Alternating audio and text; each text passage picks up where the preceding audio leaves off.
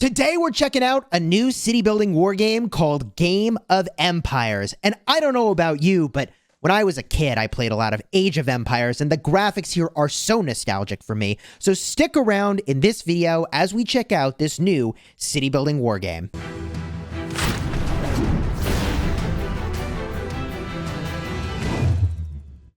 Hello my friends and welcome back. I'm Chisgule Gaming, and today's video is sponsored by the makers of Game of Empires. And if you download the game using the link in the description, it will support the channel, and I very much appreciate that. So consider checking out Game of Empires, and when you do, use the code GOE777 to get some free stuff in game. That will also be down below in the description of this video. My agenda for today is to give you a sense of what this game is like. We're going to start with choosing your starting civilization. I'll show you around your city and all of the stuff that you want to get done in this game to progress your account. So first thing is first, picking a starting civilization, baby.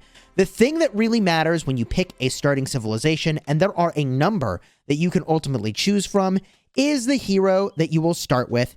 In addition, you also do get a special unit, and you will actually in this game be building up a castle that enables you to recruit this special unit, but at the start, you can't actually recruit it yet. So my recommendation to you is to either pick a civilization that you think looks cool, or if you really want to min-max a bit, then go with Britannia.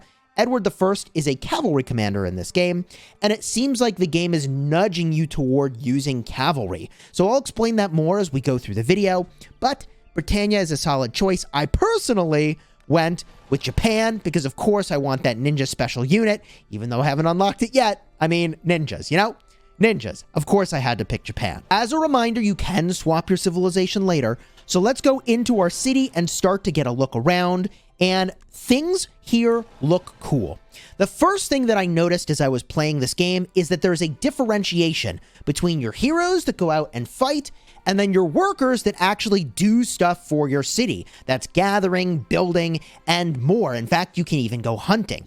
So you can see here, I've got some workers actually farming within my town over here. And also, I've built up a bunch of these different buildings in my city. It's a city building war game. The main building here is, of course, the town hall. Now, there are a bunch of things that are actually different that I want to get to, like how research is done in each different building. So you can research the things related to that building, but I'm getting ahead of myself. The first thing I want to do is just show you the workers. Now, I've got several workers on standby, which is a huge issue. Currently, I've got 6 villagers. You can get more of them. Currently, I've got a villager outside of town chopping. I've got a couple in town that are planting. For example, I've actually got some cropland over here that I could be planting, so let's deploy my worker to do that. And I can even build buildings, both in my city and outside my city. Now, to give you an example of how to build, I'm just going to get a look right over here outside my city, not too far away. And one of the things that I can do is actually build a structure with these workers that allows me to gather resources more conveniently near where those workers are. So I'm going to drop what's called a depot over here right next to these resource nodes. I'm going to smash build, and immediately some of my available workers will go to take care of that. As this building actually completes, then I will be able to gather outside my city. So not only am I building inside my city, but there's also stuff I build outside my city, which is kind of cool. So you can see here comes my workers that were available. They're going to go build this thing for me, and when it completes, they'll even do some gathering on the nearby stuff, which is pretty cool. Now, gathering in this game, you can see I can tap onto this. I can knock down some trees if I want. Soon you'll see my workers will, oh, all right, I already have somebody chopping down that tree. Easy enough. Here comes my other worker who's going to do the building. There's even animals you can go and hunt. So if you had an urgent need for some food here, I can actually send one of my nearby workers to go and hunt. But I did want to highlight that I think this separation of workers that are doing stuff for your city versus heroes, which we'll get to, that go out and fight and battle other players and fight neutral units on the map. There's a distinction between those things, okay? So having my workers doing stuff doesn't limit the number of queues I have to go send my warriors out to do stuff. And this is just a sampling of all the things that are in my town here. Of course, I have some economic buildings that are pretty obvious to identify, like this food warehouse, or we've got over here, a wood warehouse, a hospital so I can heal my troops.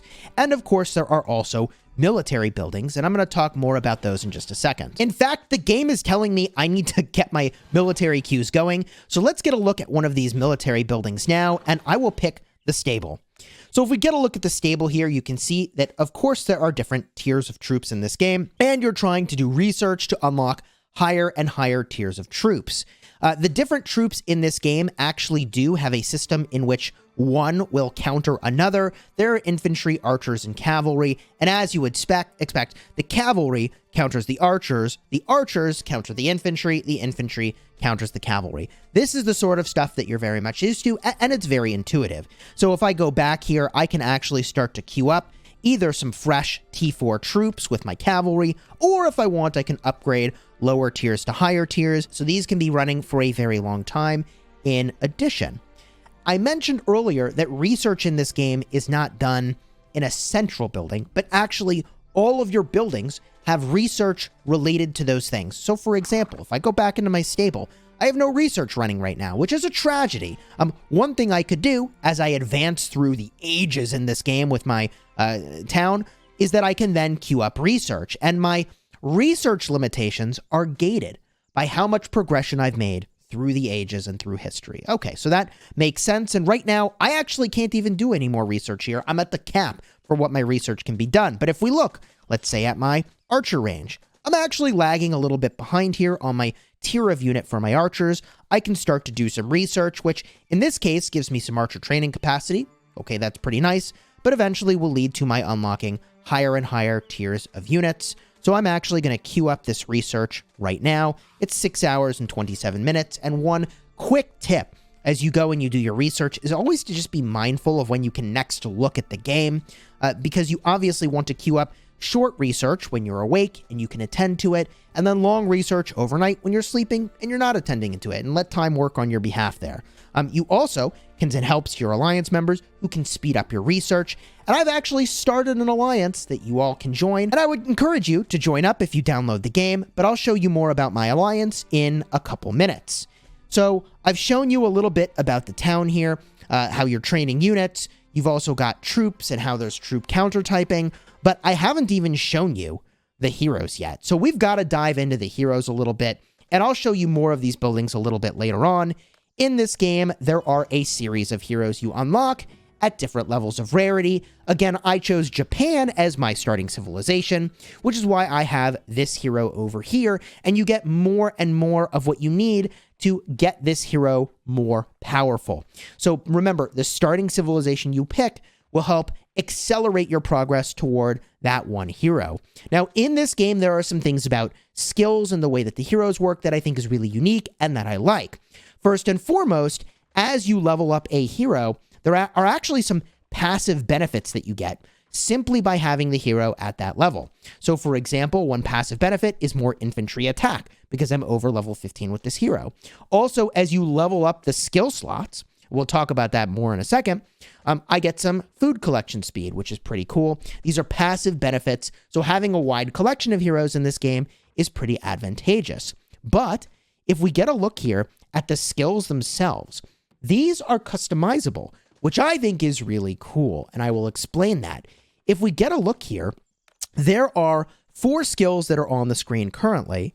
However, this hero and the other heroes in the game have more than 4 skills, and you actually swap them out to customize what the hero will do for you. So I think this is really cool. There's one active skill that I don't think you would ever remove. It's very powerful, but the other skills are sort of passive and you can change around the way that they perform. This to me is really kind of exciting. And the other thing I want to show you as I go through this, I'll do some upgrades in just a second, but you can see this is true of the legendary heroes and the other heroes here. They have more than 4 skills. So you swap these around based on what you want the hero to be doing. And if I look at my hero over here, I actually can do a skill upgrade, and I get to choose which skill is getting upgraded, which of course is really, really nice. Each skill can upgrade to a max of level 5. I would encourage you to focus on your active skill first, the very first one that comes with the hero. I did that here, and this is a damage ability, deals damage to the target troop, damage multiplier of 800. Great. I mean, I went with that because it's the active skill, and we all know in these sorts of games, active skills are very powerful. You want to max that one out first. But I love that I can now choose whichever skill slot I want to do an upgrade to. So let's say I want to upgrade skill slot number 2 over here, which currently is an ability that increases infantry defense. I happen to have enough tokens over here to do this upgrade, so I will smash the upgrade button, and boom, it's upgraded to the next level. I get more infantry defense. Hooray. Now, from here, I can show you that I can actually switch these skill slots around. So I can push this button over here, and can I just like drag and change them around? So I just changed around which skill is in which slot, and that skill that I put in the slot is the one that has now level 2. So this is really cool because what you're doing is you're upgrading the skill slots here, and then you drop the skills in as you see fit. I actually think this is a really cool system. Love to see it. And as you get higher and higher level, when you leave your city to fight, you have primary commanders and secondary commanders. So of course, there's a lot of synergy here that I have only barely touched the surface on for what the optimal pairings ultimately might be.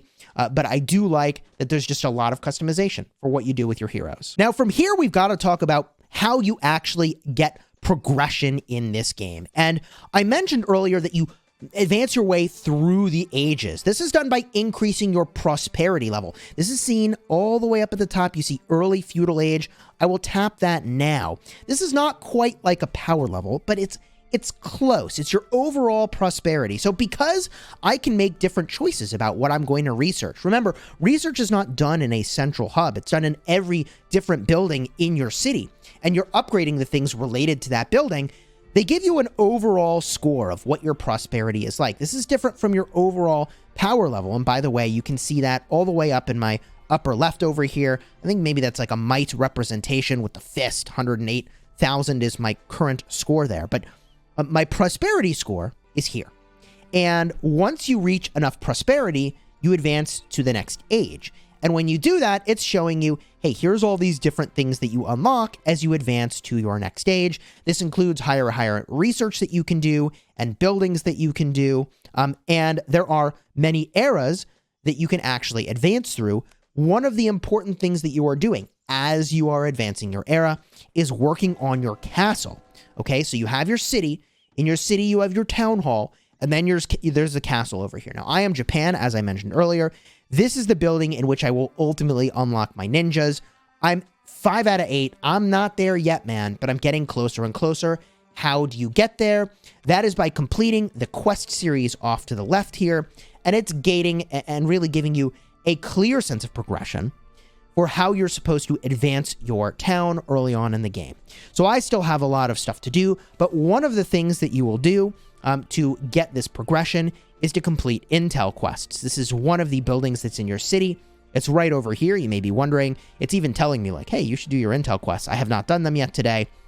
This is where you send the villagers in your town and also your heroes to go get different things done.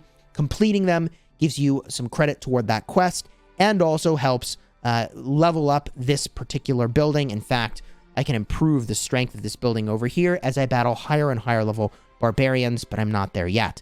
So to give an example here of a pretty benign quest, the ones in blue are probably going to give me some better loot, so I will accept this quest. It is a visitation quest, pretty straightforward. I'm going to send a troop outside my city. This army seems pretty good, by the way. That's Joan of Arc there. I'm going to run them out. It's going to take 57 seconds. They'll make their way over. I complete the quest. I'm going to get some credit. This is one of the things that you can do with your troops, but also some of these quests will actually send out your villagers. And you know what? While we're here, let's just zoom out for just a minute here and appreciate that this map is very, very large. Also, the map in this game features water elements, which I think is pretty cool. So if I zoom in over here, your eyes do not deceive you that there are ports over here where you can send troops. It's a dock. And once I achieve a higher enough level of prosperity, I can actually use these docks to travel across water. Kind of cool. Also, I've never done this before, but I noticed that there are fish on the map. So just like how I can send my units out to hunt outside my city, I actually can go and I can catch fish, and then you do stuff with these fish. I'm going to send one of my people that's planting to go and catch a fish. That'll probably take a couple minutes, but I'm pretty eager to see what happens here. And you will also notice, by the way, that there is active visibility, there is fog, and then there's places I've never visited before. So this gray over here is stuff I've never visited. This actually is much more like Fog of War that I'm used to in other games, where if you have a troop nearby, you have visibility to what's there. but if you don't have something nearby, you can't see it. It's actually kind of unusual that in, a lot of the games we play, you can see everything all the time. So this actually is much closer to what I'm kind of used to. And by the way, you can see here that as soon as I finish this building, this outpost outside my city, it lets my troops, not my troops, this is my villagers, gather from it. They automatically start gathering nearby, which is really cool. Automatic gathering is a big W in my book. So here they are gathering at the depot. There's also another building I can use to distribute troops and heroes nearby, which I haven't done yet, but it's right over. Oh, ooh, quest is complete, actually. Haha, rescue villagers. I was talking about this earlier. Gosh, there's so many things I want to talk about and only so much time. The next thing I do want to cover as I continue forward here, on the line of progression with your account, okay? You're going to complete those intel quests. In addition, you will also have a campaign. Now, this campaign, there's a ton of events in this game where you're battling other players and essentially both PvE and PvP. The PvE thing that gates your progress is going to be a campaign. You're familiar with campaign-style mechanics where as you complete different nodes over here in a quest line, you get further and further progression, and ultimately you get more and more quests done. Now, what I find interesting about this particular game mode, and some of this is going to feel very familiar to you for what you're used to, but some of these expedition or the campaign game modes have structures, and when there's like arrow towers in here and other things that are shooting at you, and you have to sort of make your choices around, okay, am I going to battle the troops? Am I going to battle the tower? I probably can find a mission that will do that for you, but for simplicity's sake, here is what it's like to battle your way through expedition. My recommendation to you is to make sure you're paying attention to what the objectives are for the expedition or the campaign game mode that you're doing. Sometimes it's more advantageous, like I'm doing, just to run one march out there rather than have two weaker marches, so that you make sure you knock out all of the objectives really cleanly. Survivability here, greater than 70% is really important. Okay, here we go. The campaign mode. Also, there are rewards that you get here every single day. So you really want to push as far as you can through this campaign as fast as you can so that you can go into the shop and, of course, pick up your free legendary commander sculptures, or in this case, badges. I can get Joan of Arc. I want 3 of those absolutely every day. So we claim our Joan of Arc, but there are also other heroes here as well that you can go and collect. So campaign progress is a big deal. Get your free-to-play value. Knock this out. And of course, crucial to your progression is also going to be your alliance. And my gosh, there's just a bunch of alliance events and things that take place. So this is really important to have a fun alliance to be in. For the purpose of this video, I actually created a brand new alliance. And if you want to join me in the Smash Squad, I will remind you, there's a link in the description. Downloading the game using the link does support the channel. The game is currently available on Android, and of course you can also play on an emulator. And let me just tell you a little bit about the Alliance functionality while we are here, and a lot of this stuff you will be familiar with. Of course, your Alliance is going to be building territory and also increasing its technology. There are several technology trees here that enhance the way that your Alliance performs, both in battle and economically. So very crucial to be making a lot of progress there. There is a shop here. There are certain levels of deals that are going to show up. Some deals are better than others. I couldn't tell you just yet which ones are the very best deals, but I get a little free refresh here, which is kind of nice. And you also, importantly, are smashing help for your Alliance members. Okay, now, this is super crucial. I don't have to tell you why, right? To get super fast progression on things rather than using a bunch of speed ups, getting helped your way through really dramatically reduces the time it takes to both heal your troops, do some research. Very crucial. Not necessarily to build buildings, however, because it's your villagers that actually go and build those buildings. So if you'd like to check out Game of Empires, as I've mentioned, the link is below in the description. A big thank you again to Game of Empires for sponsoring today's video. I'd encourage you to download, and when you do so, enter code GOE777. That'll give you some free stuff in game, and using the link to download the game does support the channel, and I very much appreciate your support. Game of Empires. Play for free now.